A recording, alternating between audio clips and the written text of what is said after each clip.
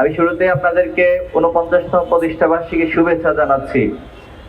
আপনাদের রোদের কারণে কষ্ট হচ্ছে, আমরা আমাদের মোহতারাম কেন্দ্রীয় সভাপতির বক্তব্য শুনবো ইনশাল্লাহ। সম্মানিত ভাইয়েরা, হৃদয়ের সবটুকু আবেগ ও ভালোবাসার যে নাম, তার নাম হচ্ছে ইসলামী ছাত্র শিবির।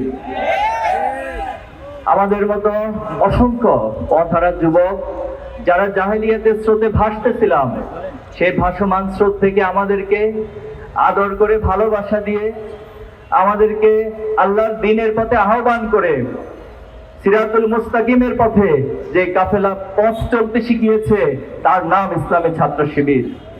আমরা আজকে যেখানে দাঁড়িয়েছি তার ঠিক পাশেই ঢাকা বিশ্ববিদ্যালয়ের কেন্দ্রীয় জামে মসজিদে 1977 সালের আজকের এই দিনে কিছু ভাইয়েরা একত্রিত হয়েছিলেন। তাদের চোখে মুখে ছিল স্বপ্ন, তাদের অন্তরে ছিল ইমানের দীপ্ত শক্তি এবং তাদের কর্মে ছিল অদম্য স্পৃহা। সেই পথ চলা থেকে শুরু করে 49তম বর্ষে আমরা পদার্পণ করেছি।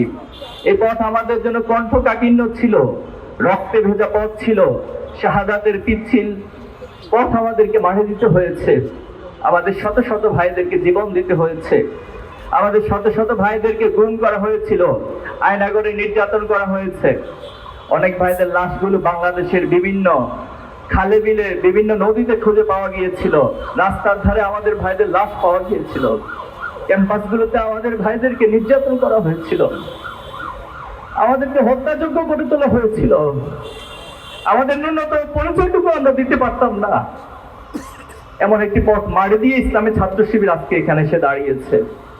আমরা আমাদের সকল শহীদ ভাইদেরকে, সকল নির্যাতিত পরিবারগুলোকে, যারাই প্রতিষ্ঠা লগ্ন থেকে আজকে পর্যন্ত তাদের মেধা, শ্রম, তাদের যোগ্যতা দিয়ে এই কাফেলাকে আজকে একটি মহিরূহে পরিণত করেছে, আমরা সকলকে শ্রদ্ধার সাথে স্মরণ করছি, তাদের জন্য আল্লাহর কাছে উত্তম প্রতিদান কামনা করছি। আল্লাহুম্মা আমিন।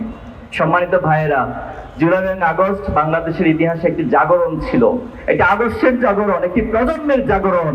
যে প্রজন্ম বারবার নির্যাতিত হয়েছে, ফ্যাসিবাদী কাঠামো দেখেছে, সেই প্রজন্ম যখন আবাবিল পাখির মতো জেগে উঠলো, তখন এই বাংলাদেশের আধিপত্যবাদী যে শক্তি এবং ফ্যাসিবাদী শক্তির যে কাঠামো ছিল, যে সমীকরণ ছিল, সবগুলো সমীকরণ ভেঙে চুরমার হয়ে গিয়েছে। জুলাইয়ের পরে আমরা স্বপ্ন দেখেছিলাম সবার মাঝে আমূল পরিবর্তন হবে, সকলের চিন্তার পরিবর্তন হবে, সকলের কাজের পরিবর্তন হবে, সকলের বডি ল্যাঙ্গুয়েজের পরিবর্তন হবে, দৃষ্টিভঙ্গির পরিবর্তন হবে। কিন্তু এই জায়গায় এসে আমরা হোঁচট খাচ্ছি।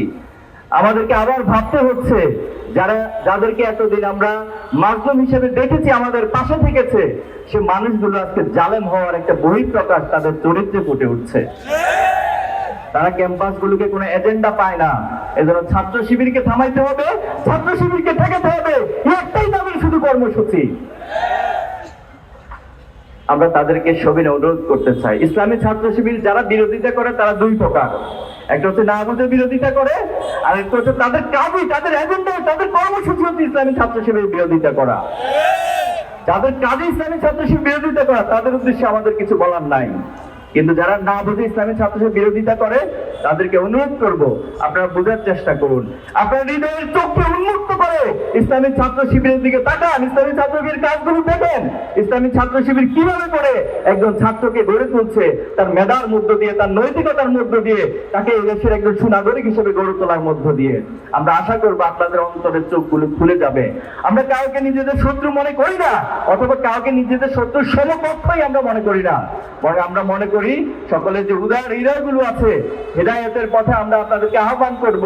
আমরা আপনাদেরকে এই বাংলাদেশকে সমৃদ্ধ বাংলাদেশ গড়ে তোলার জন্য ঐক্যবদ্ধভাবে নিজেদের যতটুকু যোগ্যতা আছে সেটাকে বিকাশ সাধন করে এই বাংলাদেশকে গড়ার জন্য আমাদের পাশে এসে ঐক্যবদ্ধভাবে দাঁড়ানোর জন্য আহ্বান করব। সংগ্রামে উপস্থিতি, জুলাইয়ের পরে আজকে আমাদেরকে অনেক ভাইদেরকে হারাতে হচ্ছে। আমাদের শহীদ উসমান বিন হাদি, যিনি শাহবাগে ফ্যাসিবাদের বিরুদ্ধে দীপ্ত কণ্ঠে সবসময় বলিষ্ঠ ছিল, ওনার কণ্ঠগুলোকে রুদ্ধ করে দেওয়ার জন্য আমাদের সামনে, জুলাই পরবর্তী প্রজন্মের সামনে প্রকাশ্যে দিবালোকে দিনে দুপুরে ওনাকে গুলি করে হত্যা করা হয়েছে। আমরা প্রধান উপদেষ্টা যারা ডক্টর ইউনূস, উনি জানাজার নামাজে অনেক আবেগ আপ্লুত বক্তব্য দিয়েছে। ওনার আবেগ আপ্লুত বক্তব্য শুনে আমাদের হৃদয়টা হাহাকার করে উঠেছিল, কেঁদে উঠেছিল। কিন্তু দুর্ভাগ্য হচ্ছে উনি ওনার বক্তব্যে একটাবারও খুনিদের বিচারের বলেন নাই। আপনাদের এই সমস্ত আবেগঘন বক্তব্য এই প্রজন্মের কোন কাজে আসবে না।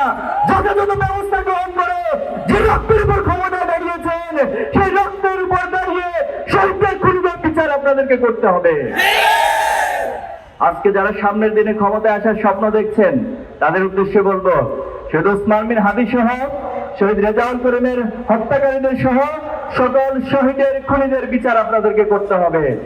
আমরা আজকে প্রকাশ্যে ঘোষণা দিচ্ছি, যদি অদূর ভবিষ্যতে আল্লাহ তাআলা আমাদেরকে ক্ষমতার কাছাকাছি নিয়ে যান, এই রাষ্ট্র পরিচালনার সুযোগ দেন, শহীদ ওসমান বিন হাদির খুনিরা পৃথিবীর যে প্রান্তে থাকুক তাদেরকে খুঁজে এনে বিচার করা হবে।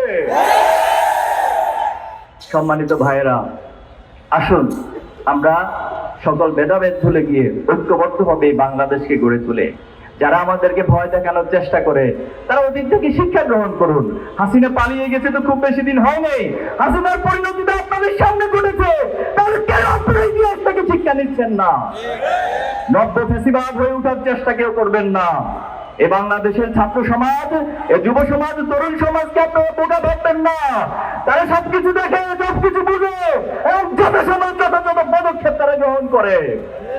সম্মানিত ভাইয়েরা, আমাদের যাত্রা অনন্তকালের দিকে, আমাদের যাত্রা এক সোনার তরুণের দিকে তার প্রতিষ্ঠে নাই।